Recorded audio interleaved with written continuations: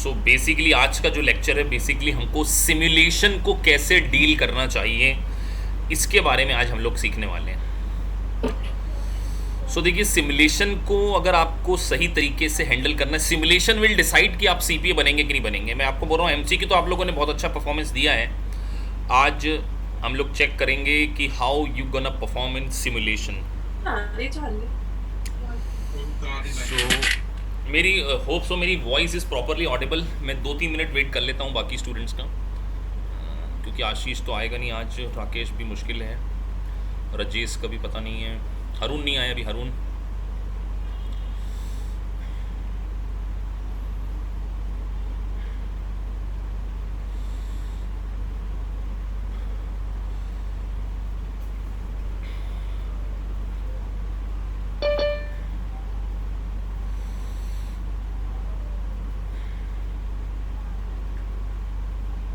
तो foreign currency के जो पेंडिंग है वो बाद में करेंगे फिर हम। हाँ, आज मेरा पूरा क्वेश्चन। टारगेट सिमुलेशन बेस पे है कि आप लोगों को ठीक सिमुलेशन है। समझाना कि किस तरीके से। आपको स्क्रीन दिख रही है सभी को? नहीं सर, नहीं लग स्क्रीन नहीं रही है ये भी? है।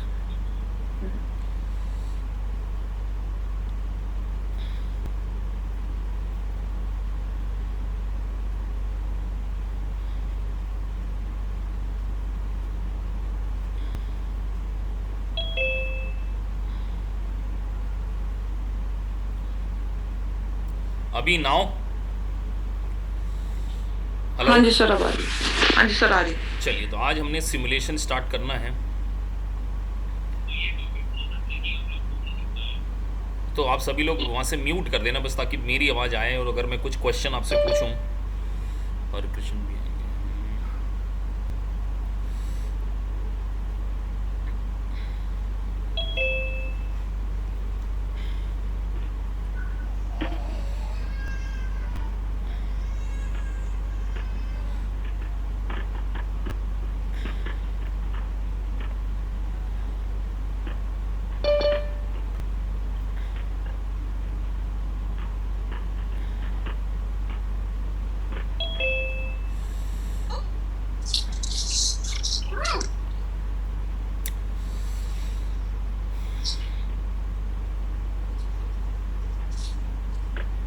ये तो डेरिवेटिव्स के हैं। हाँ, डेरिवेटिव्स के ही सिमुलेशन करना है। डेरिवेटिव्स तो ये मैंने नहीं किए सर। अभी आपने नहीं किया, कोई दिक्कत नहीं है। नहीं तो नहीं। फिर आप लीव कर सकते हैं, जब आपका होगा तो फिर मैं आपको बता दूँगा, ठीक है, थैंक है ना।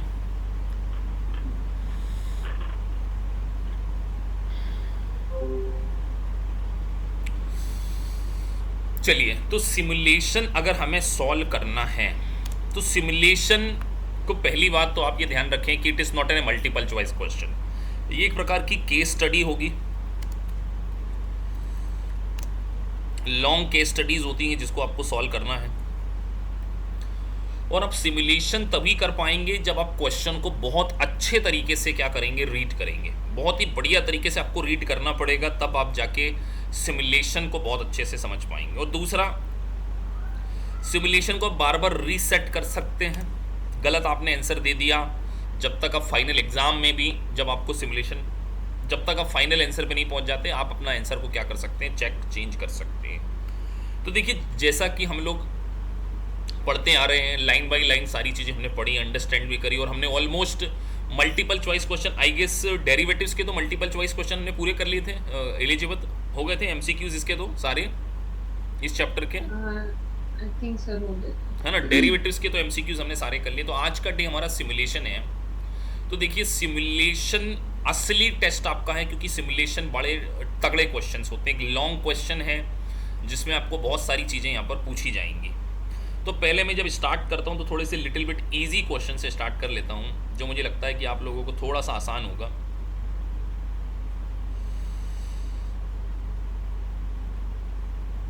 पहले वाला ही क्वेश्चन मुझे ऐसा लग रहा है। जैसे हमने ऑप्शंस के बारे में पढ़ा, तो आप लोगों के सामने क्वेश्चन फ्रेम है। मैं थोड़ा सा साइज बढ़ा देता हूँ ताकि आप लोगों को प्रॉपर दिखते जाए।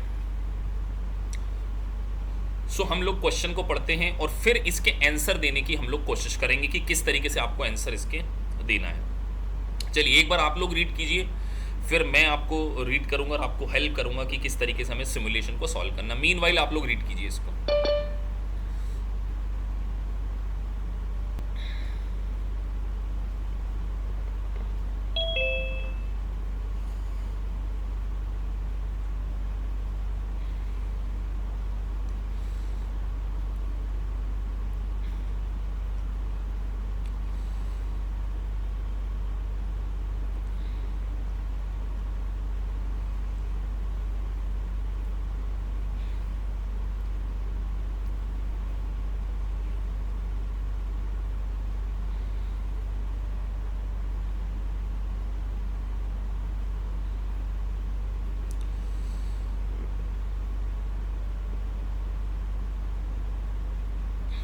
चलिए मैं भी आप लोगों की हेल्प करता हूँ। On January 1 year 1 XYZ incorporation purchase call option.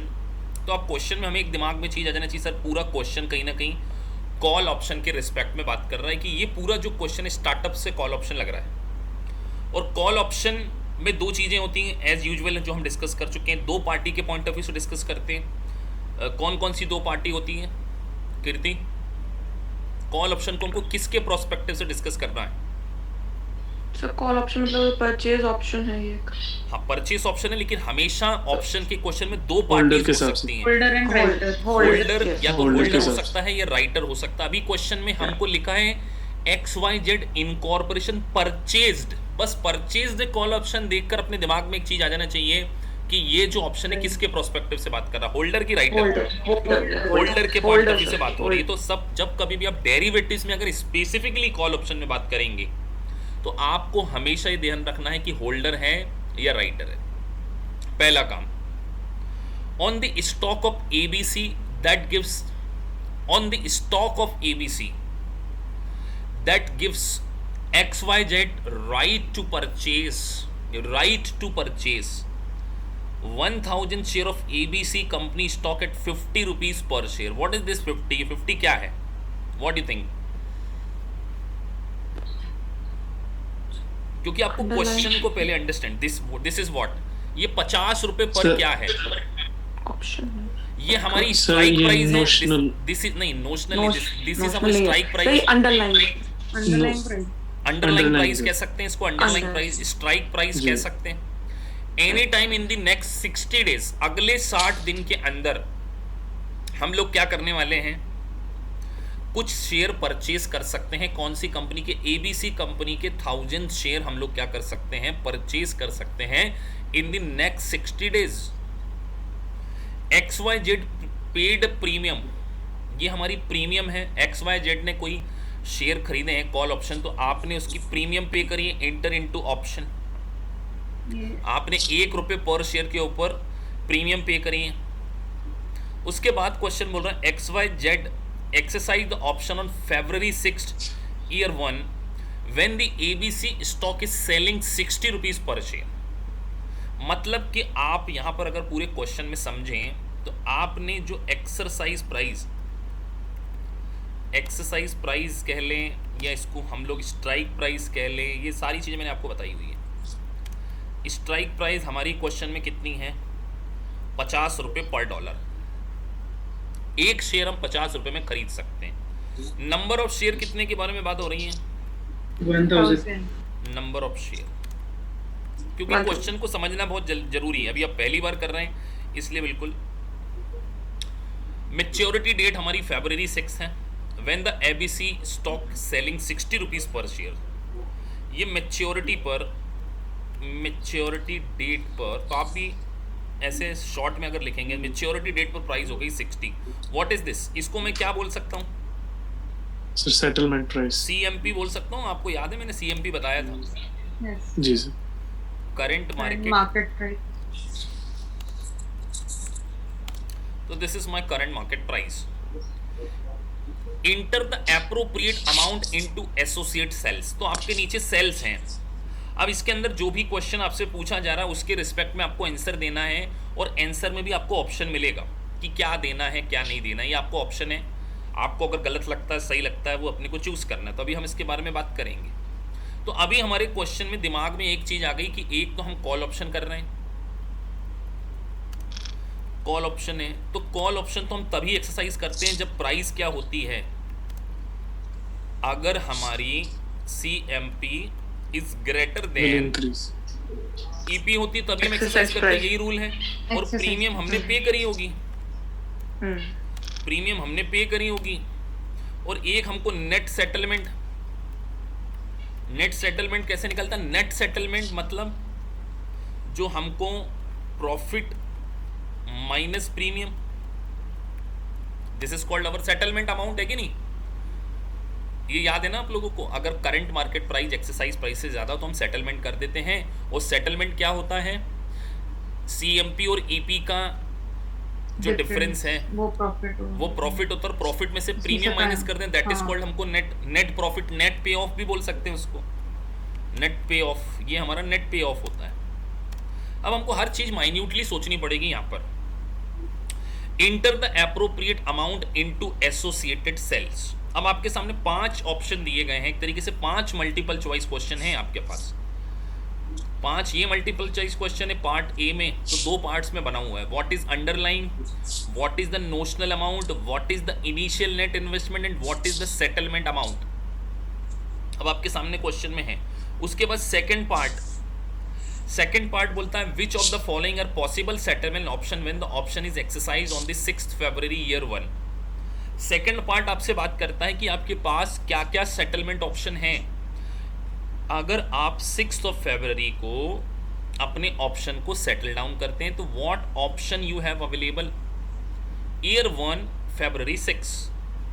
तो ये जब हमें क्वेश्चन पूरा करना है, तो आप लोगों ने मुझसे पूरा पढ़ा हुआ है, पूरा समझा हुआ है, तो अगर हम पहले सेकंड पार्ट को अगर सॉल्व कर लें, तो पहला ऑप्शन आपको बोल रहा है the option writer deliver 1000 share of ABC company. Option writer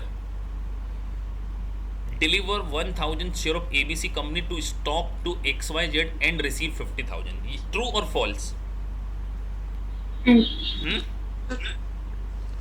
true sir. True और फॉल्स। सबसे पहले कृति आपको क्या लगता है, ट्रू और फॉल्स? ट्रू। ट्रू। चलिए एलिजिबेथ आपको क्या लगता है, ट्रू और फॉल्स? सर एक और बार बोल दीजिए, मिस हो गया था। द ऑप्शन राइटर डिलीवर, अब क्वेश्चन क्या बोल रहा है, which of the following are possible settlement option when the option is exercised February 6 year 1। अगर 6th February को ईयर 1 में इस ऑप्शन को एक्सरसाइज कर लिया जाता है। अब ये टर्मिनोलॉजी से आप भली भांति परिचित हैं सभी लोग, you are well versed with these terminologies, कि अगर एक्सरसाइज 6 February 1st ईयर को किया जाता है तो क्या क्या ऑप्शन है राइटर के पास। The option writer deliver 1000 share ABC company stock to XYZ and receive 50,000। क्या ये ऑप्शन अवेलेबल है राइटर के पास? Yes Shaurya? Available. Yes sir, true. और क्या नाम है, रविंदर? नहीं Sir, समझ true. में आया, नहीं समझ में आया तो ना बोल देना, जबरदस्ती हाँ नहीं बोलना, बाकी सबने हाँ बोल दिया तो Sir, true है. ट्रू है। अनुजा? ट्रू। ट्रू। तो सबको लगता है ट्रू, और ये बिल्कुल ट्रू ही लग रहा है मुझे भी, क्योंकि सोचिए हमने पढ़ा था ना कि या तो वो डिलीवरी दे देगा या बीच का सेटलमेंट दे देगा, तो पहला ऑप्शन तो ट्रू लगता है, हमने यहाँ टिक कर दिया। चलिए second option, the option writer can pay 10,000 to XYZ to settle the contract. क्या ये भी ट्रू लग रहा है आपको? Yes sir. Yes sir. जी सर। यहाँ भी जी ट्रू है, सर। क्योंकि सभी को लग रहा है, क्योंकि 10,000 रुपये सेटलमेंट हमने पढ़ा था कि सर 50 रुपये का ये अमाउंट है ना, और 10,000 50,000 और यहाँ पे 60 हो गया, तो 10 इंटू 1000 10,000 आप क्या कर सकते हैं, नेट पे कर सकते हैं। तीसरा ऑप्शन, Sir, ये speculation बन जाएगा नो फिर सर। ये 10,000 पे करके speculation हो जाएगा। नहीं स्पेक्यूलेशन नहीं बोलते उसको, उसको बोल सकते विदाउट डिलीवरी। हाँ ऐसा कह भी सकते हो कि स्पेक्यूलेशन के पॉइंट ऑफ व्यू से। तीसरा पॉइंट है the option writer has option to pull out the contract rather than incur a loss. क्या नो सर। ऑप्शन के नो सर। राइटर के पास ये ऑप्शन होता है No. क्या? नहीं ये तो नहीं होल्डर सर। के पास होता है। तो नहीं जब होता। कुछ लिखा नहीं है तो यहाँ पे अगर ट्रू कर देंगे तो आंसर गलत हो जाएगा हमारा, क्योंकि अब हमको यहाँ पे कुछ नहीं बोलना है। तो अब क्वेश्चन में हमको जब ट्रू और फॉल्स पूछा है तो हमको यहाँ पे इसको छोड़ना पड़ेगा। अगर हम ट्रू, अगर इसको भी क्लिक कर देंगे तो ये, तो पहला सेकंड पार्ट हमने कर लिया। सर एक बार थर्ड पॉइंट फिर से बताना। वो पूछ रहे हैं कि राइटर ऑफ द ऑप्शन के पास क्या ये ऑप्शन है कि वो पुल आउट कर जाए, वो डिलीवरी ना दे, इनकर लॉस ही ना करे। ये ऑप्शन तो किसके पास होता है? होल्डर के ये पास। होल्डर के पास होता तो जब राइटर के पास ये ऑप्शन ही नहीं है तो इसके ऊपर टिक करने की क्या जरूरत है? The option writer has the option to pull out the contract rather than incur loss. ये उसके पास नहीं है, ये this option is not there with the writer of a option. तो जब इसके पास ये नहीं है तो इसको हम छोड़ रहे हैं। तो पार्ट 2 हमने कंप्लीट कर लिया। वापस हम आते हैं पार्ट 1 के ऊपर। अब पार्ट 1 के अंदर आप लोगों को डिसीजन लेना है what is the underlying. Underlying क्या है? Sir $50 dollar per share. 50 per share. $50 पर शेयर है तो इस पर क्लिक कर दूं। जी sir. What is the underlying? यार 50 रुपए का शेयर है ना, तो यहां मैंने इसको एक्सेप्ट कर लिया $50। अच्छा किसी बच्चे का क्वेश्चन हो सकता है कि सर $50 है तो 1000 शेयर से मल्टीप्लाई करके सर 50,000 डाल दो। नहीं, ये 50,000 डाल सकते हैं क्या? $50 इंटू 1000 मल्टीप्लाई करके यहाँ पे 50,000 डाल दूं क्या? No sir. वो तो टोटल अमाउंट हो गया। $1 की प्राइस में जो 50 रुपीज एक शेयर की प्राइस में जो अप डाउन होगा वही तो हमारे लिए है। हमारे लिए 50 रुपए की वैल्यू में जो अप या डाउन होगा दैट इज अवर अंडरलाइंस। तो यहां मैंने 50 रुपीज डाल दिया।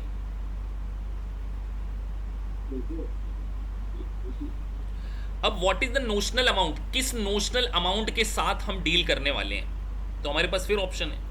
क्या नोशनल अमाउंट लग रहा है आपको यहां पर? Notional amount, what is the notional amount?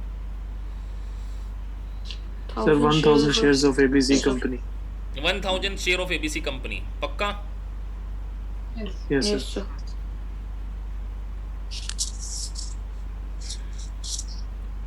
चलिए, what is the initial investment? क्या लगाया आप लोगों का? इनिशियल इन्वेस्टमेंट Sir, कितना लगाया?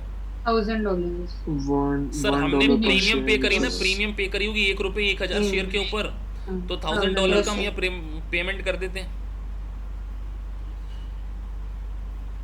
अब क्वेश्चन में नेट सेटलमेंट नहीं लिखा, सेटलमेंट अमाउंट लिखा है। सेटलमेंट 50,000 ही होगा। Sir 60,000. 50.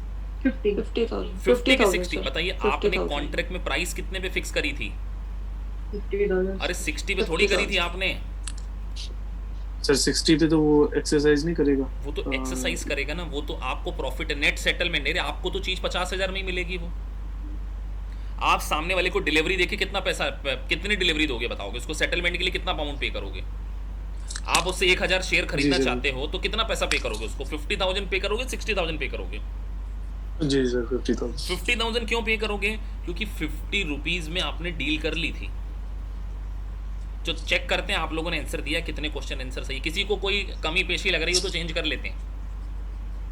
Underlying assets. चलिए अब देखते हैं भगवान का नाम लेके कि आप लोगों को कितने सही है। आप सबने डिस्कशन किया, आपने पहले क्वेश्चन नहीं किया है, ये वाला पहली बार आप लोग कर रहे हैं। तो अगर आपका 85% भी ठीक है तो मैं मानूंगा कि आपका परफॉर्मेंस इस चैप्टर में बढ़ी है। अगर 85% मतलब भी सही है तो मैं ठीक मान लूंगा। तो आपका पूरा क्वेश्चन सही है, होल क्वेश्चन इज करेक्ट। तो ये इसका आंसर है। अच्छा, इसके सारे करेक्ट आंसर मैं आपको पीडीएफ में लेके भेज भी दूंगा। मैं जिनके पास बैकर्स नहीं है, सारी सिमुलेशंस आपको पहले मालूम है कैसे भेजूंगा, बगैर सोल्यूशन के, फिर बिर सोल्यूशन के। ये मैं आपको एज इट इज़ शेयर भी कर दूंगा ताकि आप लोग इन फ्यूचर इसका रेफरेंस भी ये ले सकें। तो ये क्वेश्चन आपका बिल्कुल सही है।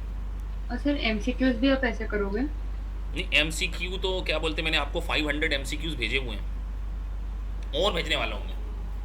Okay okay. आप लोग डाउनलोड कर सकते हैं, मैंने कहते हो अपने उस पर ग्रुप पे डाल दिया है, ड्रॉप बॉक्स पे। तो ये आपका पहला क्वेश्चन बिल्कुल सही है। किसी बच्चे को अगर इसमें कोई डाउट है तो वो मुझसे पूछ सकता है। मैं 1 मिनट का टाइम दे रहा हूँ। अंडरलाइन आप लोगों को समझ में आ गया जब आप लोगों ने ऑलमोस्ट सारा आंसर दे दिया। ठीक है, चलिए नेक्स्ट क्वेश्चन पे आते हैं।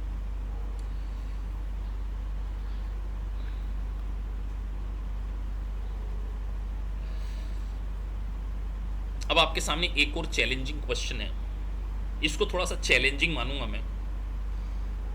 तो सबसे पहले हमारे पास एग्जिबिट्स दिए हुए हैं, तो एग्जिबिट के अंदर कुछ डिलीवरी ट्रांजैक्शन ईमेल्स, तो आपको कुछ एग्जिबिट्स दिए हैं, इसके अंदर कुछ सिचुएशंस हैं। अब क्या है उसको पहले हम लोग पढ़ लेते हैं। यहां पहले पढ़ लेते फिर एग्जिबिट भी खोलेंगे। Alice Carter is a director of accounting. एक Alice Carter director of accounting है, investments for Sky incorporation, investment for Sky incorporation में उन्होंने किया हुआ है। She is working on the year end financial statement, year end पे financial statement के ऊपर काम कर रहे हैं। And needs information regarding derivative transaction during the year 1, derivative transaction during the year 1। Sherry Benson is a senior accountant for Sky and provides information Carter need to account for their transactions. So Sherry Benson करके एक accountant है जिनको की information चाहिए। Sherry Benson is a senior accountant for Sky and provides the information, वो provide कर रहे हैं। Carter needs to account for the transaction. Use the information contained in the exhibits, कुछ इंफॉर्मेशन एग्जिबिट्स में आपको मिलेगी।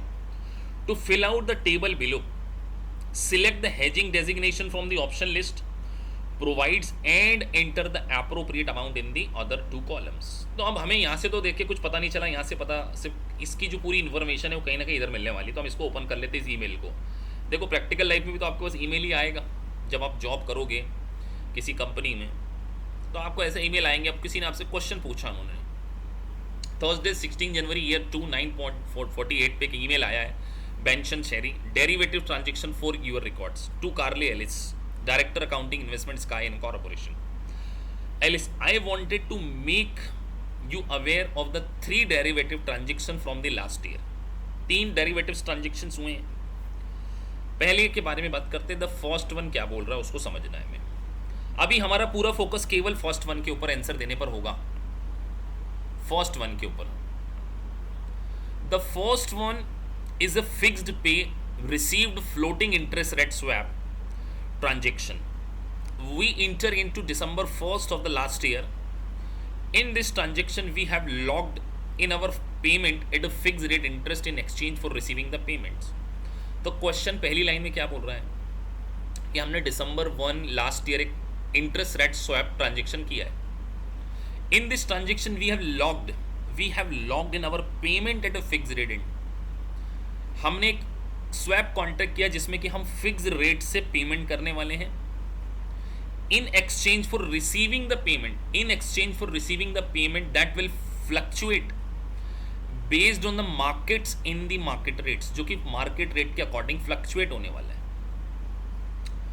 This was aligned with our December 1st borrowings of $1 lakh at an annual rate of LIBOR plus 3%. As of the end December, we had unrealized loss 15,000 on this swap. Last line question में आपसे बोल रही है कि we had an unrealized loss on the 15,000 on the this year swap. हमने क्या करना है, हमने इंटरेस्ट स्वैप किया है रिगार्डिंग $1 million के, जिसमें कि हम पेमेंट करने वाले फिक्स से और रिसीव पेमेंट करने वाले फ्लक्चुएशन से। और इस पूरे ट्रांजेक्शन में हमें $15,000 $15,000 का स्वैप लॉस हो गया है। अब इस पहले क्वेश्चन के रिस्पेक्ट में हमें 3 कॉलम को भरना है। तो सबसे पहले जब मैंने आपको स्वैप पढ़ाया था तो मैंने आपको बताया था कि इसमें अगर कोई गेन और लॉस आता है तो किस में जाता है, वो इम्पैक्ट ऑन अर्निंग में जाएगा या इम्पैक्ट ऑन OCI में जाएगा। आप लोगों के आंसर चाहिए मुझे एक एक से। सॉरी सर, अर्निंग्स में जाएगा। अर्निंग्स में जाएगा। कृति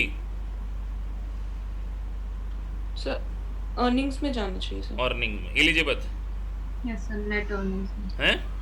नेट अर्निंग्स में। अर्निंग्स में। इधर बाकी जिनको डाउट है वो भैया अपने हिसाब से बाकी के आंसर सुन के ना बोले अर्निंग्स में। डाउट है तो डाउट है, नहीं है नहीं पता सर, ऐसा भी बोल सकते हैं। हरून सर ये नेट इनकम में चला जाएगा। अनरियलाइज्ड गेन चले जाएगा आपका। तो सबसे पहले तो आपने कैसे कह दिया कि अनरियलाइज में चले जाएगा, जब तक आप ये नहीं बताओगे कि कौन सा हेजिंग है, ये फेयर वैल्यू हेज है, कैश फ्लो हेज है, कि foreign currency fair value hedge है, कि foreign currency cash flow hedge है, कि foreign currency hedge of a net investment. सबसे पहला काम तो यही पहचानना है आपका। सॉरी अपने हिसाब से क्या लग रहा है? ये मेरे को लग रहा है फेयर वैल्यू हेज होना चाहिए। ये फेयर वैल्यू हेज होना चाहिए। फेयर वैल्यू हेज किस चीज में होता है हमने पढ़ा हुआ है? फेयर वैल्यू हेज के लिए मैंने आपको तीन चीजें, एसेट्स वगैरह पे होती है। मैंने आपको फेयर वैल्यू हेज जब पढ़ाया था तो मैंने तीन ही बातें कही थी, या तो एसेट्स बुक्स में रिकॉर्ड हो, या लायबिलिटी हो, या फॉर्म कमिटमेंट्स हो। क्या तीनों दिख रहे हैं ये? क्या तीनों में से कुछ है? फॉर्म कमिटमेंट्स तो है ही नहीं यहाँ पे। नहीं कैश फ्लो है जो this is cash flow hedge, क्योंकि फॉरेन करेंसी तो है ही नहीं यहाँ कहीं, तो फॉरेन करेंसी वाले तीन ऑप्शन तो वैसे ही बाहर हो गए। और हम पेमेंट्स रिसीव करने की बात और highly probable turn out of cash की बात तो कर कैश फ्लो है चाहिए। तो पहला काम तो ये हो गया, इसको एक्सेप्ट करो। अब कैश फ्लो हेज कहाँ जाता है? ओसीआई में हाँ, ये तो अनरियलाइज्ड ओसीआई में है सर। ओसीआई अर्निंग्स में पे जीरो। कहाँ डालूं मैं? ओसीआई में डालूं कि इम्पैक्ट ऑफ अर्निंग में डालूं? अब आपको ये पुराना पढ़ा हुआ याद होना चाहिए कि हमने पढ़ा है कि अगर कैश फ्लो हेज में किसी भी प्रकार का कोई गेन और लॉस होता है, जब तक इफेक्टिव और इनइफेक्टिव क्वेश्चन में ना मेंशन हो तो इसको इफेक्टिव ही माने। तो कहाँ जाना चाहिए? इम्पैक्ट ऑन अर्निंग और ओसीआई? जल्दी बताइए। OCI फिर अर्निंग्स। तो फिर मैं यहाँ पे इसको ओसीआई में डाल दूं, तो यहाँ पे गेन है तो गेन के लिए -15,000, लॉस है तो -15 लिख दें। तो पहला पार्ट तो हमारा ये हो गया। पहले पार्ट में हमको ये लगता है। अच्छा, यहाँ पे कुछ नहीं तो यहाँ पे कुछ जीरो डाल देते हैं, बट वैसे डालने की जरूरत नहीं है, क्योंकि जब आपने ऑलरेडी यहाँ डाल दिया है, पर वो एग्जाम में कई बार क्वेश्चन गलत कर देते हैं, इसलिए आप जीरो डाल दीजिए, क्योंकि वहाँ पे तो कुछ नहीं जाना है, उसको ब्लैंक नहीं छोड़ सकते आप, जीरो। चलिए, तो पहला पार्ट हमने पढ़ लिया। दूसरे पे आते हैं। दूसरा खुद ही बोल रहे हैं फ्यूचर है। अब आपको पहचानना है second transaction. The second transaction relates to a future contract from March 1st of the last year used to hedge the risk of change in the value of our inventory. Inventory. What is this? ये क्या है? fair value hedge। ये inventory है, तो inventory books में आ चुकी है, तो कहीं ना कहीं ये हेज आइटम है। इन्वेंट्री क्या है? हेज आइटम है। मैंने आपको बताया था कि एक हेज आइटम होती है और एक हेज डेरिवेटिव्स होता है। As the end of the December, we had unrealized gain 12,000 the future contracts. Future contract क्या है? hedge instrument। hedge instrument, ये आपका hedge instrument है। याद है ना, दो चीजें पढ़ी थी हमने, देखो आपने। एक hedge instrument होता है और एक hedge item होती है। तो ये जो unrealized gain किस में हो गया? 12,000 on future contract and 12050 unrealized due to decrease in the fair value of the inventory। तो ये जो unrealized loss है, ये तो hedge item के ऊपर है, और ये वाला जो 12,000 है ये हेज इंस्ट्रूमेंट के ऊपर है। तो इधर गेन है, इधर लॉस है, तो दोनों मिला के क्या हुआ? नेट ऑफ करें तो $50 लॉस। $50 लॉस हुआ। क्या अलग अलग तो शो नहीं करते ना इसको कि इधर हेज आइटम की क्या नेट ऑफ करते ना, पढ़ा है ना। तो ये क्या है? फेयर वैल्यू हेज है, कैश फ्लो हेज है, क्या है ये? What is this? fair value hedge. आप सभी की सहमति से समझते हुए बात करी हमने, इसको एक्सेप्ट कर लिया। अब मैंने फेयर वैल्यू हेज में ओसीआई का कॉन्सेप्ट बताया है क्या? नहीं, ये तो नेट अर्निंग्स में। तो फेयर वैल्यू हेज में तो हमने कहीं पढ़ा ही नहीं है, तो सीधे पहले यहाँ पे जीरो कर देते हैं। और यहाँ पर हम बात करते हैं 50 का प्रॉफिट है कि लॉस है? लॉस है सर। तो बस ऐसे ही तो आपको एग्जाम में लिख करना है, सिंपल सा तो काम है। एक बार क्वेश्चन समझे, कॉन्सेप्ट पढ़े, आगे बढ़ते चले। सर आपके साथ डिस्कस करके कर रहे हैं। तो इसीलिए तो आप लोगों को देखो, मैं अगर खुद कर दूं, खुद ही समझ लूंगा, मैं तो फटाफट कर दूंगा सारे क्वेश्चन। मैं तो 5-7 बार कर चुका हूं क्वेश्चन उसको। मैं तो अगर पिछले कितनी बार इसको क्वेश्चन को सॉल्व कर चुका हूं। मेरे को थोड़ी करना है, मेरी एग्जाम ही नहीं है ये। मैं तो आप लोगों के सामने बच्चा बन जाता हूँ एज ए स्टूडेंट। मैं अब आप लोगों के दिमाग के साथ में चल रहा हूँ। आप जो बोलोगे वही लिखूंगा मैं। हाँ, आप लोग बिल्कुल गलत बोलोगे, ऑन द प्लेट आउटसाइड चले जाओगे तो फिर मेरा रोल आएगा। तो आप ये मत सोचो कि मुझसे क्वेश्चन नहीं सॉल्व कराना है आपको खुद को पार्टिसिपेट करना। और कभी भी आप अगर आंसर देख के, मैं या पहले आंसर देख के अगर 100 सोल्यूशन करके आपको कराना शुरू कर दूं, तो आपका भी भला नहीं होना, किसी का कोई भला नहीं होना। हमारे आंसर गलत हो सकते हैं, लेकिन हमारे कॉन्सेप्ट तभी डेवलप होंगे जब हम गलत करके भी सही सीखें। चलिए, अब लास्ट हम बात करते हैं forward contract.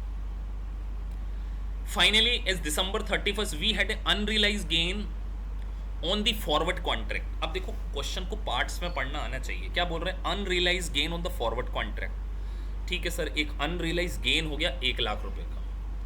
and estimated cumulative transaction loss $99,400 related to over 100% investment in Japanese companies. अभी आपने मुझसे फॉरेन करेंसी भी पढ़ लिया है, फॉरेन करेंसी भी आप लोग पढ़ चुके हैं. To over 100% investment in a Japanese company with the yen as it is functional currency. तो मैंने आपको बताया था कि अगर कन्वर्ट करने के कारण जो गेन आता है वो कहाँ जाता है?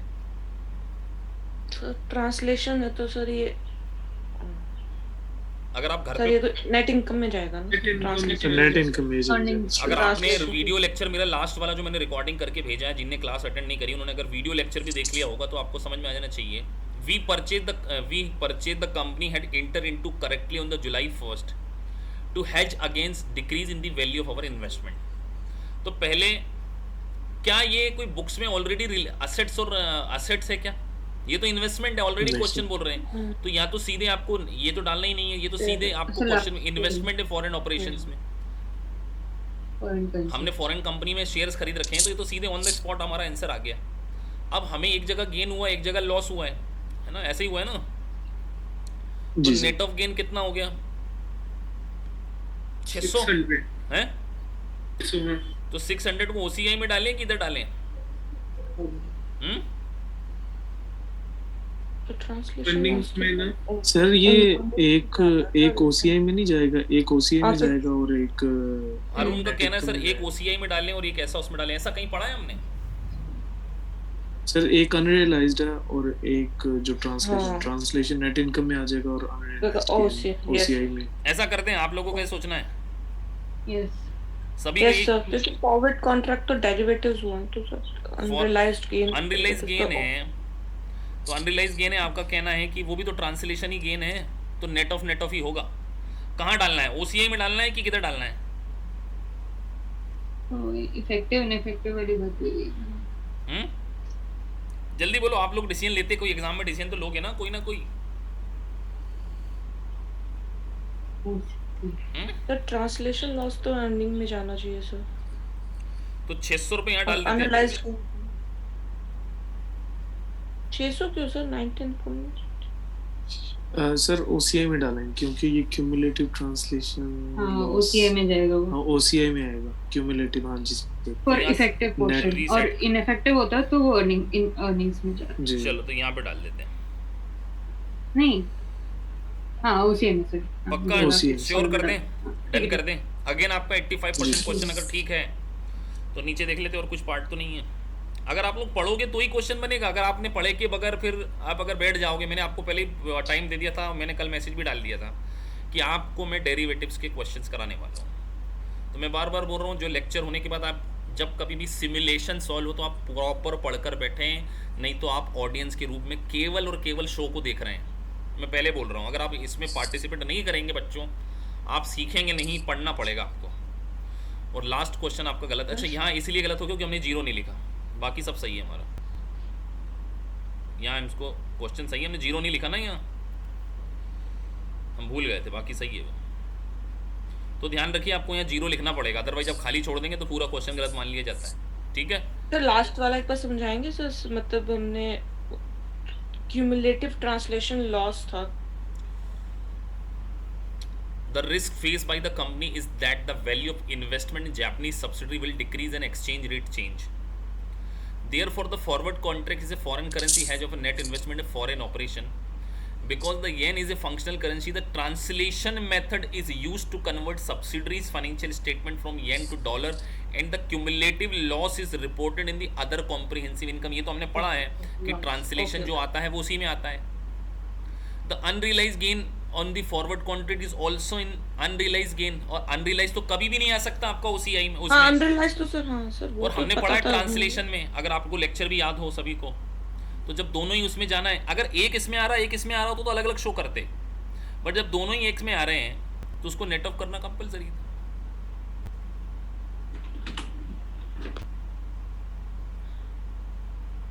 चलिए समझ में आ गया. अब अगला जो सिमुलेशन है वो आप लोग डिस्कस करके आप लोग ही बोलेंगे. अभी तक मैंने डिस्कस किया है, अब कुछ क्वेश्चन को आप लोगों को भी तो करना चाहिए. अब एग्जिबिट 3 आ रहा है आपके सामने, एग्जिबिट 3. और ये क्वेश्चन मैं आप लोगों से ही फॉलो करवाने वाला हूँ। फॉलो क्या कराने वाला हूँ, मैं आप लोगों को बोलने वाला हूँ कि आप अपना इस कॉपी पेन उठाइए और इस क्वेश्चन का जो आंसर है वो आप लोग मुझे लिख के भेजेंगे। अभी तो मैंने पढ़ा, मैंने ही करा है, अब आपके सामने ये क्वेश्चन है। आप जैसे जैसे बोलेंगे मैं वैसे वैसे स्क्रॉल डाउन करूँगा। मैं देखना चाहता हूँ कितना क्लास में पोटेंशियल है इस पूरे उसको सही करने का, अदरवाइज एंड में मैं जब तक रिकॉर्डिंग को ऑफ कर देता हूँ। तो क्वेश्चन आपको जो बोल रहा है, क्वेश्चन में मैं वापस से पढ़ता हूँ। On November 1st year 1 XYZ company forecast production 10,000 barrel of oil in the January year 2। हम जनवरी 2 में प्रोडक्शन करने वाले, फोरकास्ट प्रोडक्शन। तो सोचो जब आपने कोई प्रोडक्शन करने वाले हो, फोरकास्ट प्रोडक्शन है, तो अगर आप कोई चीज़ प्रोडक्शन करने वाले हो तो आपको हमेशा डर ये रहेगा ना कि यार उसकी प्राइस कहीं ना कहीं कम ना हो जाए, क्योंकि जो अभी माल बिक रहा है वो $85 में बिक रहा है। सोचो आपने बिस्किट बनाए, बिस्किट, और बिस्किट आप बेचने वाले हो, ऐसे सोचो कि $85 में, आपको डर है कहीं यार 85 से कम ना हो जाए ये price. Currently selling is 85। To hedge the risk, the price of oil will decrease before oil is sold. To hedge the risk, the price of oil will decrease before oil is sold. XYZ take a short position. बस अब short position देख के आपके दिमाग में game आ जाना चाहिए कि शॉर्ट में फायदा कब होता है, जब प्राइस बढ़ती है तब फायदा होता है, या प्राइस गिरती है तब फायदा होता है। बताया है मैंने, जब प्राइस गिरती है तो हमें फायदा होता है, ये हमें पता है। तो अभी हमने कॉन्ट्रैक्ट प्राइस पता करनी होगी कि हमें कॉन्ट्रैक्ट प्राइस कहाँ क्या लिए है।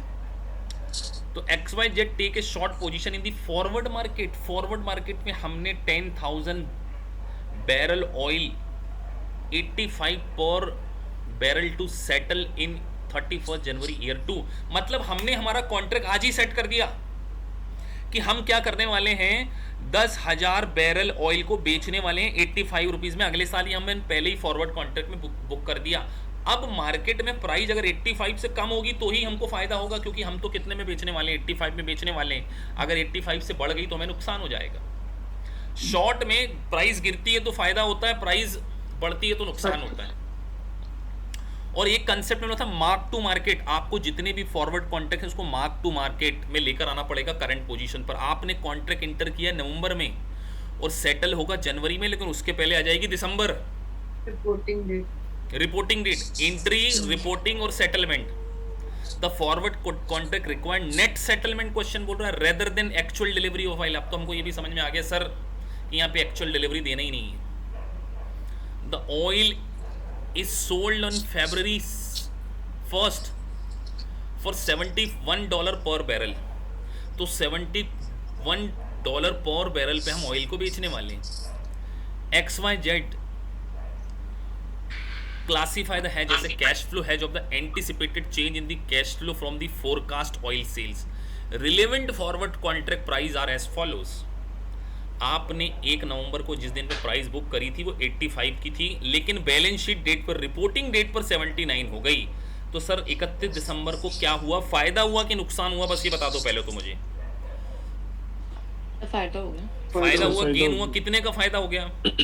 6 रुपए पर डॉलर का हो गया, 60,000 का फायदा हो गया। फायदा मतलब गेन तो क्रेडिट करते हैं ना सर, गेन तो हमेशा क्रेडिट होता है। तो देख लेते क्रेडिट में कोई ऑप्शन है क्या। और हमने पढ़ा हुआ है कि सर डेबिट क्या करें, आप बताइए डेबिट क्या करें। Sir cash flow hedge. Sir cash flow hedge hedge करेंगे, क्योंकि एसेट क्रिएट होगी ना एक। कैश फ्लो हेज को डेबिट करें, कितना पैसा लेना है मार्केट से, कितना लेना, अमाउंट के लिए जगह है क्या यहाँ पे? हाँ है। कितना लेना है? 60,000 ये 60,000 डेबिट कर लिया। 60,000 यस सर। अब डेबिट एसेट क्रिएट कर दिया। भैया आप लोगों से मेरी रिक्वेस्ट है, आप ये मत पूछ लेना सर ये डेबिट क्रेडिट, मैं आपको नहीं बता पाऊंगा ये डेबिट क्यों कर रहा है, क्रेडिट क्यों कर रहा है। आप सीपीए कर रहे हो तो आपकी जनरल एंट्री फिक्स होनी चाहिए। मैं सबको पहले बोलता हूँ, नहीं तो बेसिक बेच में मेरी बैठ जाना, जहाँ जनरल एंट्री के रूल सिखाता हूँ। तो cash flow has account debit to other comprehensive income. हाँ, तो हमने तो पढ़ा ही है कि सर ओसीआई में आता है, तो सीधे डाल देंगे ओसीआई में। क्रेडिट तो आ जाएगा सर, क्योंकि क्रेडिट वाला चूज किया ना। या डेबिट में मत डाल लेना, नहीं तो दो हो गया तो पूरा क्वेश्चन गलत। क्रेडिट में उतना ही अमाउंट आएगा जितने से। सर ये काम हो गया हमारा। 31 दिसंबर को हमको कोई चोर नहीं करना है। अब हम बढ़े अब सेटलमेंट डेट पर आ गए और सर सेटल डेट में 4 एंट्री पूछ रहे हैं। अब सोचो सेटलमेंट डेट से हम यहाँ पर आ गए 79 से किस पे आ गए, 71 पे आ गए। तो अगेन गेन हुआ या लॉस हुआ? प्रॉफिट या लॉस? सर प्रॉफिट हो गया फिर से प्रॉफिट हो गया हमको, 8 रुपए का प्रॉफिट हो गया। तो सर एंट्री वही कर दो ना वापस से। या तो जी। पहले तो एंट्री वही करनी पड़ेगी cash debit. Flow to OCI तो कितना करें? 80,000 सर 80,000 से 80. सर क्रेडिट का भी अमाउंट बस यहाँ पर है ना थोड़ा सा चैलेंजिंग जॉब हो जाता। सर अगली एंट्री के लिए भी कुछ जगह मान रहे हैं वो लोग। क्या अभी एक्चुअल में कोई पेमेंट आ गया आपके पास?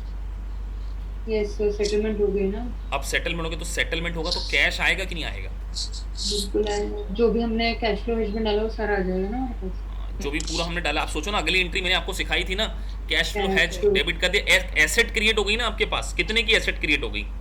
60 + 80,000 60 140,000 140 की एसेट क्रिएट हो गई कि नहीं? सर, कैश फ्लो 140 हेज में। अरे कैश फ्लो हेज का अकाउंट बुक्स में डेबिट चल रहा, ओसीआई में तो आ गए सर। तो खत्म हो गया। तो अब यहाँ पर तो सर डाल दो, यहाँ पर कैश अकाउंट डेबिट डाल दो।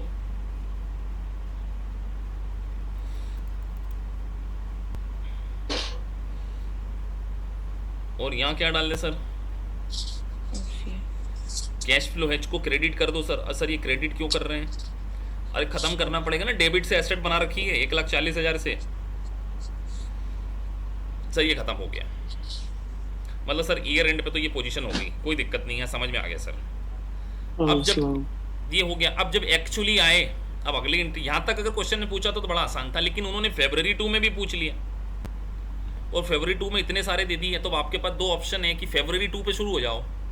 The oil is sold it 71 पर डॉलर। ऑयल बेचा तो इसकी तो एंट्री करनी पड़ेगी ना, एंट्री करनी पड़ेगी। ऑयल बेचे को तो क्या एंट्री करोगे एक्चुअल बेचोगे तो? Accounts receivable to sales. तो कहीं ना कहीं अकाउंट रिसीवेबल बुक्स में होने चाहिए। तो अकाउंट रिसीवेबल का ऑप्शन दिया है। अब ऑप्शन देख के ही समझ में आएगा, यहाँ मन से नहीं डाल सकते थे। यहाँ ऑप्शन दिया था, हाँ यार सर एक्चुअल में माल बेचा फरवरी पे। सर क्या हम ये को रटना पड़ेगा? नहीं, आप सोचो ना, फरवरी के ट्रांजेक्शन पे फोकस करो ना, बाकी सब तो हो चुका है। पार्ट्स में सॉल्व करो क्वेश्चन को।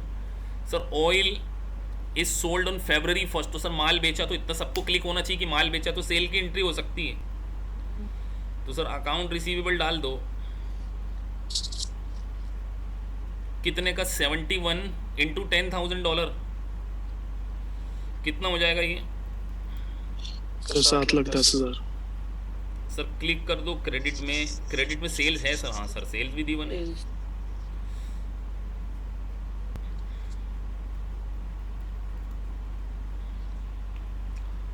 अब सर यहाँ तक तो समझ में आ गया, और क्या एंट्री हो सकती? तो अब देखो एक पैटर्न है कि जब आपने सारे ट्रांजेक्शन कर दिए तो अब आप सोचो कि आपने, अब आपको ना ऐसी सिचुएशन में सोचना पड़ेगा, या डायरेक्ट आप नहीं आंसर दे सकते। अब ये 2 डब्बे बने तो सर अकाउंट रिसीवेबल तो आ नहीं सकता। क्यों नहीं आ सकता पूछो? एलिमिनेशन करो सर, अकाउंट रिसीवेबल नहीं आ सकता सर, ऑलरेडी हो चुका है सर। सर कैश आ सकता है क्या? अब उसने क्वेश्चन में ये तो नहीं बोला ना कि पैसा मिल गया अपने को। अब या तो कई बच्चे, एक बच्चे ने मेरे से पिछली बार पूछा, सर बोले मैं तो क्या करता, मैं आपकी जगह होता तो मैं ऐसे करता। बोले अगला काम मैं ये करूँगा ना सर, मैं यहाँ लिख देता हूँ 7,10,000 ऐसा, और सर मैं यहाँ पे लिख दूंगा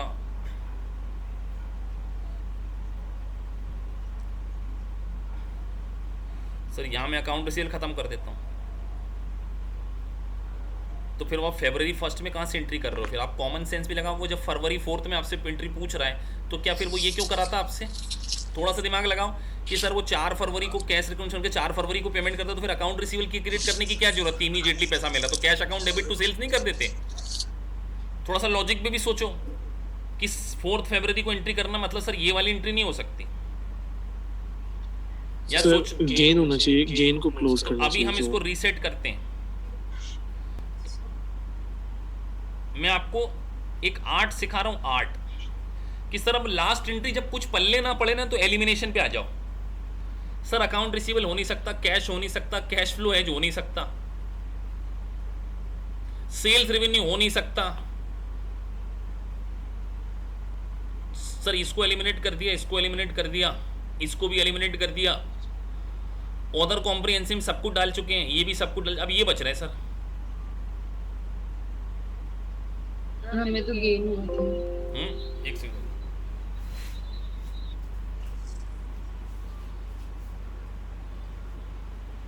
तो बताइए क्या डाल दें अब आप बता दो कितना अमाउंट से क्या डाल दें।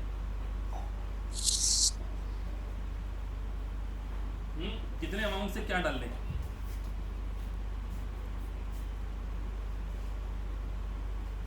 अब आपको मौका दिया मैंने इतनी इंट्रिक सोचने का मौका कि सर क्या डाल दें यहाँ पे, फिर बताइए क्या डालना पसंद करोगे, डेबिट क्रेडिट?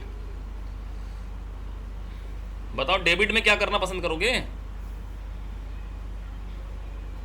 ओसीआई क्लोज करना होगा। हाँ, ओसीआई क्रेडिट में पड़ा है, सोचो पूरे ट्रांजैक्शन पे सोचो, ओसीआई पूरा क्रेडिट में पड़ा हुआ है। आपको एलिमिनेशन करना कभी टेक्निक से कि सर ओसीआई क्रेडिट में पड़ा, कितना पड़ा हुआ है? 80 + 60 सर 140,000।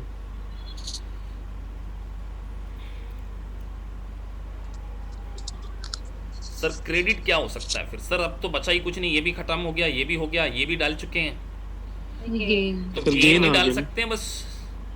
यस। तो एक आर्ट आपको ये भी सीखना पड़ेगा, जब सारी एंट्री करके जो लास्ट एंट्री है ना वो एलिमिनेशन तरीके से खत्म होती है। और ये बात मैंने नहीं, बेकर भाई साहब ने बोली है। जब मैंने शुरू में पढ़ी तो मैं कंफ्यूज हो गया था, मैंने सोचा यार मैं कैसे ये सोचूंगा कि लास्ट में एंट्री आ सकी। तो उन्होंने एक हिंट दी थी कि बोले जब आप एक पूरा पैटर्न करके आ रहे हो तो एलिमिनेशन पर आ जाओ। अब और क्या पॉसिबिलिटी थी? कुछ भी पॉसिबिलिटी नहीं थी यहाँ पे। तो हमने देखो क्वेश्चन को पढ़ते हुए समझते हुए एक आर्ट के साथ में पढ़ा, art, it is a art.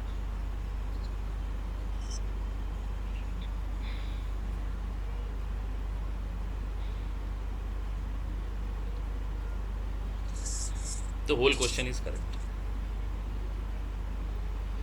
So simulation is just like a multiple choice question. आपको लगे कि थोड़ा सा डिफरेंशिएट लग रहा है?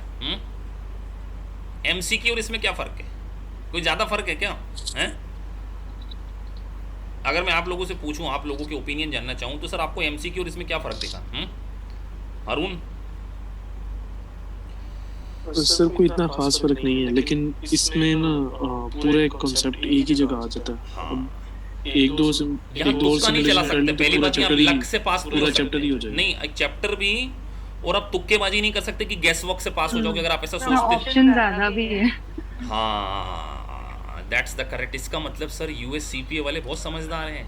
उन्होंने 4 ऑप्शन में कोई बच्चा 50% में जय माता दी लगा के उसको भगवान साथ दे दे, तो बोले 2 तो गलत, जय माता दी लगा के पास हो जाएं, तो हम ऐसे लोगों को पास नहीं होने देंगे, इसलिए 50% सिमुलेशन डाल दिया। तो आप ये मान के चलना इट्स अ स्किल वाली exam, it's required high level of skill. और अगर आप में स्किल नहीं है, स्किल किसी में नहीं होती। मैं बायोलॉजी स्टूडेंट हूँ, 48% मेरे 12th में है। मतलब कई बच्चे अगर एक्सक्यूज़ दें, कोई बच्चे एक्सक्यूज़ दे, तो मैं अपनी आपको कुंडली बता रहा हूँ, मेरा 48% है 12th क्लास में। उसके बाद बीएससी में मैं फेल हो चुका हूँ एक बार। मैं अपनी पढ़ाई में बहुत ही निराश था, लेकिन उसके बाद मेरे को जीवन में एनालिसिस हुआ कि नहीं यार, कब तक करेंगे ऐसा। फिर मैंने अपना चार्टर्ड अकाउंटेंसी कोर्स भी कंप्लीट किया, और सोचो आज जिस चीज़ में को मैं डरता था, आज मैं उस चीज़ का टीचर हूँ। ना केवल सीए फाइनल का, एसीसीए, सीपीए, सीएमए। सो एक स्किल मेरे पे ऊपर से टपक के नहीं आई है, उसके लिए मैंने 10 साल मेहनत करी है, 10 साल। तो मैं आपको ये बताना चाहता हूँ कि अगर कोई बच्चे ऐसे सोचते हैं कि हम तो स्कूलिंग हमारी ऐसी थी, हमारी वैसी थी, तो वो एक्सक्यूज़ है। आपको स्किल लानी पड़ेगी। स्किल आती है मेहनत से। आप 8 घंटे पढ़ो, 10 घंटे पढ़ो, रात को पढ़ो, दिन में पढ़ो, सुबह पढ़ो, आपको आएगी स्किल। अगर मेहनत करना चाहते हो, मैं बार बार बोल रहा हूँ, यूएससीपीए के एग्ज़ाम को आप नॉर्मल एग्ज़ाम मत सोचो। पूरी ज़िंदगी इससे पैसा कमाओगे आप लोग, पूरी ज़िंदगी। तो जो आपकी ज़िंदगी बदल सकता हो, उसको ज़िंदगी बदलने जैसी मेहनत भी करो। तो अब हम बात कर रहे हैं अगले क्वेश्चन की, जो कि अगला क्वेश्चन और भी बढ़िया क्वेश्चन है। यहाँ पर आपको 3 लेटर मिलेंगे। इन 3 लेटर के थ्रू आपको डिसीजन लेना है। Exhibits, trade confirmation 1, trade confirmation 2, trade confirmation 3। और इस क्वेश्चन के अकॉर्डिंग आपको क्या करना है, डील करना है।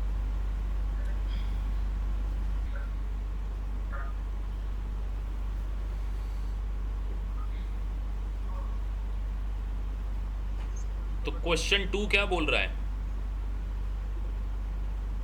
From the option to the DEF stock. अब यहाँ अगर हम देखें तो risky will benefit the stock goes क्या अप डाउन है? Up sir. अप। सभी का कहना अप है। Yes sir. बस इतनी जल्दबाजी करके आंसर देके गलत बेड़ा कबाड़ा कर दिया आपने। यहाँ एक्शन सेल लिखा है, आप यहाँ पे राइटर हैं, ध्यान रखना। सेल है ना? हाँ। राइटर है मतलब सेल का मतलब राइटर होता है, तो राइटर को कॉल ऑप्शन में प्राइस बढ़ने पे फायदा होगा हैं? यस सर, पुट पे फायदा। तो यहाँ पर डाउन पे फायदा होगा राइटर को। Yes down. फिर अच्छा, इसमें कॉल, मैं इसमें कंफ्यूज हो गई। कॉल में कॉल और एक्शन सेल है, बट इसमें ये सर राइटर उसने कॉल लिखा हुआ ना। अरे Writer बेटा हुआ ऑप्शन मतलब। टाइप लिखा है ना, ऑप्शन टाइप। एक्शन मतलब आप क्या बन गए हो? कॉल होल्डर बन गए हो कि Writer राइटर बन गए हो? writer एक्शन बन क्या? गए। राइटर है। हमारा एक्शन तो राइटर है ना, हम लोग यहाँ पे राइटर हैं, राइटर ऑफ कॉल है। तो प्राइस गिरेगी तभी तो कॉल का होल्डर एक्सरसाइज नहीं करेगा, तभी तो हमको फायदा होगा। तो calculate the profit if the stock goes 20। हम राइटर को तो मैक्सिमम लिमिटेड प्रॉफिट होता है, एक ही चीज की प्रॉफिट होती है। सर राइटर का कैसे पता चला? क्योंकि ऑप्शन तो कॉल लिखा हुआ था। तो क्या कॉल का क्या? एक्शन सेल है, एक्शन। आप देखो ना, कॉल बेटा कॉल में भी दो लोग कर सकते हैं ना, कॉल का होल्डर, कॉल का राइटर। याद करो पहला लेक्चर। कॉल के राइटर कब बनते हैं? जब आप सेलर हो।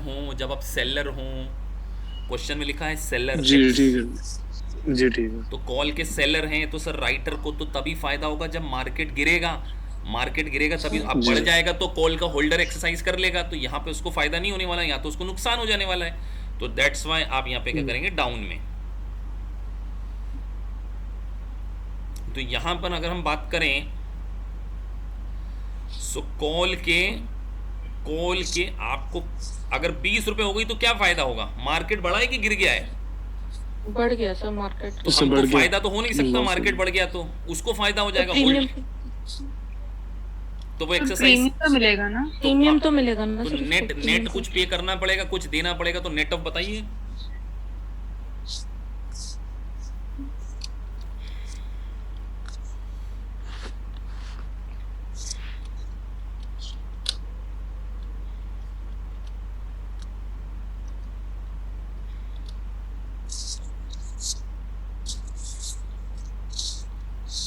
कितना आना चाहिए?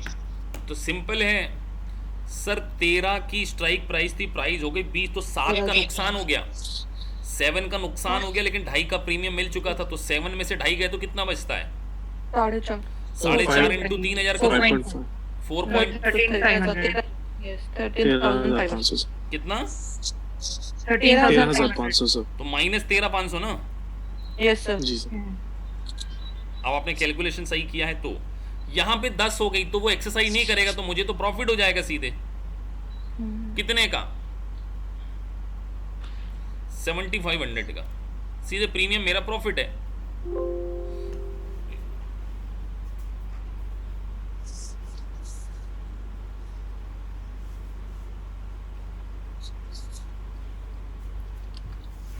हाँ जी, सिर्फ प्राइस कितना भी नीचे चला जाए राइटर को तो इतना ही मिलेगा ना? ऐसा नहीं? यदि नीचे चला जाएगा तो सामने वाला एक्सरसाइज तो नहीं करेगा, लेकिन हाँ उसको प्रॉफिट इतना ही होएगा। यार प्राइस तो राइटर का तो एक ही फायदा होता है हमेशा, राइटर को तो केवल प्रीमियम। Yes sir. प्रीमियम ही चलिए, तो ये एग्जिबिट हो गया ये वाला। अगले में अगर हम बात करें तो अगले देखें, अगला क्या है? Third confirmation. अब ये तीसरा आपके सामने। अब तीसरे में ध्यान रखो, बाय एक्शन मतलब होल्डर, और यहाँ पे पुट के होल्डर हो। तो पुट के होल्डर को तो फायदा कब होता है? जब प्राइस सर ये बाय, ये फिर बाय है ना, ये तो बाय है ना, फायदा है एक्शन ये। बाय। होल्डर का मतलब बाय ना, पुट नीचे लिखा है ना। एक्शन बाय मींस यानी कि आप क्या हैं यहाँ पर? राइटर हो गए, होल्डर हो गए। होल्डर बाय है तो होल्डर हुए। बाय हुए तो होल्डर हो गए। होल्डर ऑफ अ पुट मतलब आपने फ्यूचर में बेचने का वादा किया है, बेचने का, कितने पे बेचने का वादा किया सर? 30 रुपीज में बेचेंगे। We are going to sell XYZ stock at the 35। अब देखो जो आपने यहाँ पे, यहाँ से सीखो, देखो क्वेश्चन से सीखो, अंडरलाइन क्या है, XYZ स्टॉक है, एक्शन है बाय, बाय मतलब होल्डर। सर एक्सरसाइज प्राइस है 30 is my exercise price. Put है तो पुट में तो फायदा तभी होता है ना जब प्राइस गिरती है होल्डर को। ये हो गया। अब हमने सर एक्सरसाइज प्राइस 30 रखी, यहाँ पे हो गई 25, तो सीधे 5 रुपये का फायदा हो गया। लेकिन 5 माइनस प्रीमियम पे करके है तो नेट कितना फायदा हुआ? 5 माइनस 1.75 कितना हुआ? 3.25। और 3.25 मल्टीप्लाई करो जरा,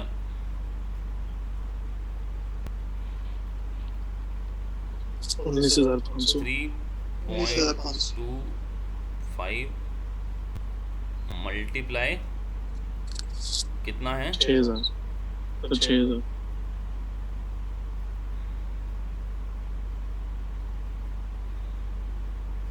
19,500 का हमको क्या हुआ? फायदा हो गया।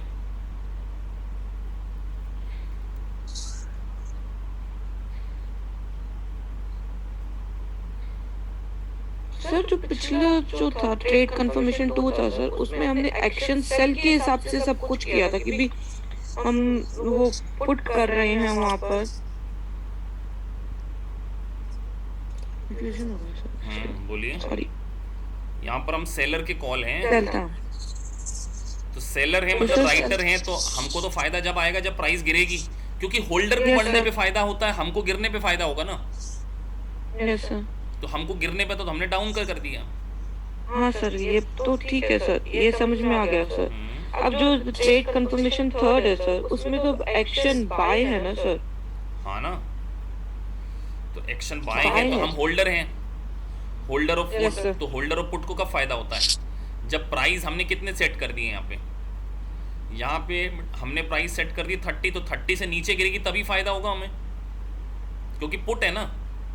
हम तो 30 में बेचेंगे, हम तो 30 में बेचेंगे, प्राइस अगर 20 में बिकेगी तो भी हम 30 में बेचेंगे।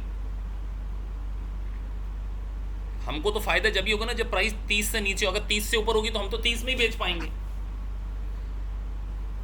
सर वो तो उसमें समझ गई सर, लेकिन यदि मैं उसमें देख, मैं थोड़ा सा कंफ्यूज हो रही सर। जैसे हमने ट्रेड कंफर्मेशन में वो कॉल की, लेकिन एक्शन जो ऑप्शन टाइप था सर, वो चलिए ट्रेड 2 में आते हैं। ऑप्शन, सॉरी सर, मैं सेल था सर, एक्शन सेल सेल था। का मतलब क्या? पहले बात करें sale, what is the meaning of cell?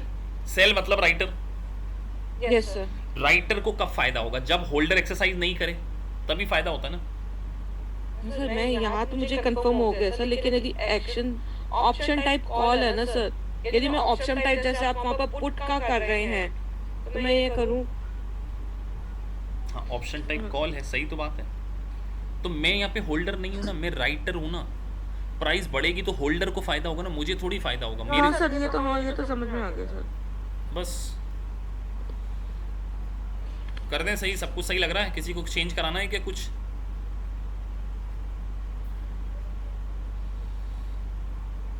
ठीक है,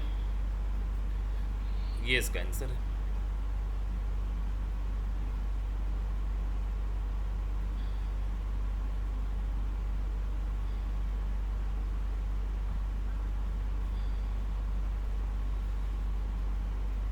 और वैसे आप लोगों को ये वीडियो मिल जाएगी तो आपको वैसे ही सोल्यूशन सारे मिल गए इसके। चलिए, तो यहाँ हमारे हमने सारे कर लिए ऑलमोस्ट। चौथा आपको तब तक नहीं आएगा जब तक आपको वो पहला चैप्टर नहीं पढ़ाया जाएगा, क्योंकि चौथे में वो उसको लिखने का तरीका है। Financial accounting standard topic 3 digits, ये पहले मुझे आपको समझाने पड़ेंगे। तीसरा हमने कर लिया ना? हाँ जी सर। दूसरा तो 4 जो थे जो हमने इसमें यहाँ पर पूरे सब कंप्लीट कर लिए हैं। तो ये हमारा तरीका था सिमुलेशंस को सॉल्व करने का तरीका। सो अगर आप सिमुलेशन को सही तरीके से करेंगे तो ऐसे आपके टोटल सिलेबस में ज़्यादा सिमुलेशन तो नहीं है, लेकिन अब हम लोग सिमुलेशन का भी उस पर आ गए हैं।